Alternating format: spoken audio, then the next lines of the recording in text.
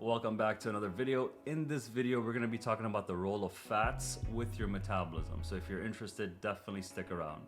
All right, so fats are super critical, right? So we always talk about something, and I want to go ahead and put up the machine so we can take a look at what we always talk about, and specifically metabolism, right? We spend our time talking about metabolism for the last few videos, and so we want to make sure that if this is your first video that you're watching, we understand what macronutrients are. What are the primary fuel types your body uses as you're going through your day, as you're living your life. So there's proteins, carbs, and fats. In this picture, there's carbohydrates all the way on the left-hand side. As you can see, they're mostly grains and they're sometimes vegetables. And then this is gonna help us understand that when your body consumes this, imagine it breaks it down into the smallest pieces, it's actually gonna be breaking down into sugars. Sugars is what mostly carbs are. And the next up what we have is proteins, which is normally meats, fish, you see seeds, you see cheese, you see avocado, right? Well, I don't know why avocado is there, but yeah, avocado should be in the fats. And then today's topic is gonna be about fats, right? So meats, some meats will have it, like if you get a nice juicy steak, there will be a ring around it that will be fat, and it just tastes amazing. Like, you should not feel guilty for eating fat. Fat tastes amazing. As long as you have a lifestyle that can support the usage of fat, you can eat as much fat as you want because your brain is literally all fat. It's 99% fat, to be honest. It's really fatty if you've ever seen a brain before. Anyways, so now understanding the three different fuel types, now let's talk about what is the role of fat with your metabolism, okay?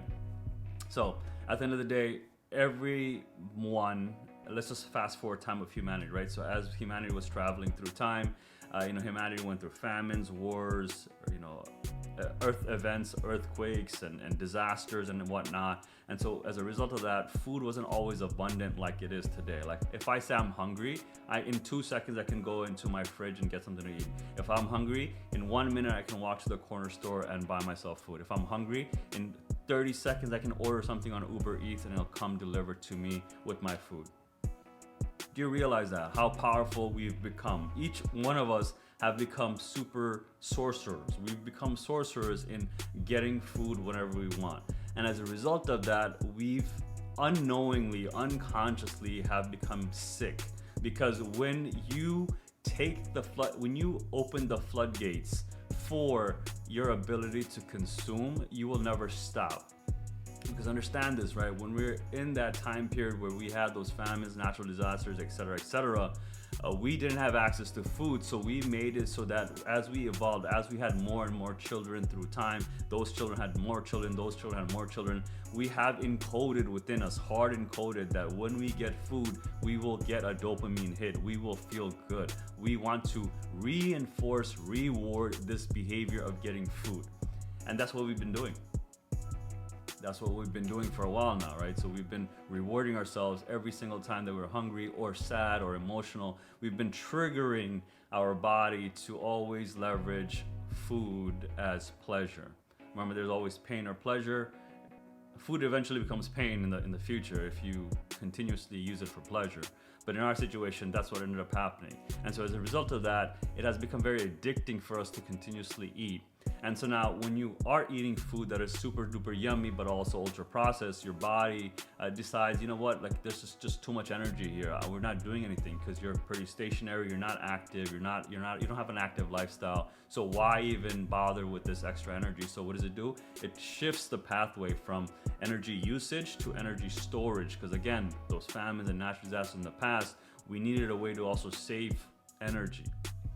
And is in the form of fat. Fat is a much more condensed, more efficient version of energy storage on top of carbohydrates. So that's what we did. We ended up storing a lot of fat. But the thing is, when those famines and natural disasters will occur and you are overweight, you will not be as hungry as a person that is not fat, right? Because that person has so much energy and fuel within them that they can actually leverage that to actually propel its processes within its body. So which is important to understand. Okay, that's the baseline understanding of what fats are. Now let's take a look at how is that gonna help us understand with our metabolism and our goals right now. when you are eating food, if you can minimize your food intake. One of the things we talk about in Alpha Health and Metabolism is feed, right? The concept of feed. What are you feeding within your body?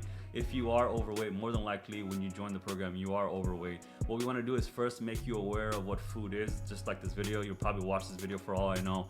And then you'll realize that, okay, I know that I consume a lot of carbs. How do I minimize that? And how do I increase my intake of fat, right? It's sort of paradoxical telling you, hey, you're fat, but I want you to eat fat. But what ends up happening is when you deprive your body of sugars, that pathway of using sugars as energy slows down and almost comes to a stop. If you were to completely stop carbs, theoretically you can never, only because you're also creating carbs within yourself, but it's such a small amount, minute amount, that doesn't really make a difference. So then, yes, now we're gonna go into something called nutritional ketosis diet, or nutritional ketosis. We want to put our body into natural states of ketosis only because we want to burn this fat. I want you to imagine like a rotisserie chicken, you know, on the whatever you call the rod, and within the box, and there's heat, and we're spinning this chicken over and over and over for maybe an hour, 30 minutes, whatever the time period is. What's happening is we're directing heat into this box, and the heat is warming up the chicken, and as the chicken is being warmed up, the fat liquefies, right? In room temperature, fat is solid, but in room temperature it's solid, but when you increase the heat, you actually liquefy it. So in higher temperatures, you liquefy it, so the fat starts dripping off. That's what happens inside your body. As you are increasing the usage of fat as energy sources and you're moving around, you're actually liquefying the fat that's in your visceral area, whether it be in your chest, whether it be in your belly, whether it be in your neck, whether it be in your love handles, your arm, wherever they are, it starts liquefying. You start utilizing it for fat energy as well, which is what we want. At the end of the day, we want to be in keto until we get to a good weight where you don't see that much fat. Again, you don't want to go down so damn low where your subcutaneous fat is so damn thin, and we don't want that. We want to look young and rejuvenated, and one of the keys to looking young is actually having enough plump skin.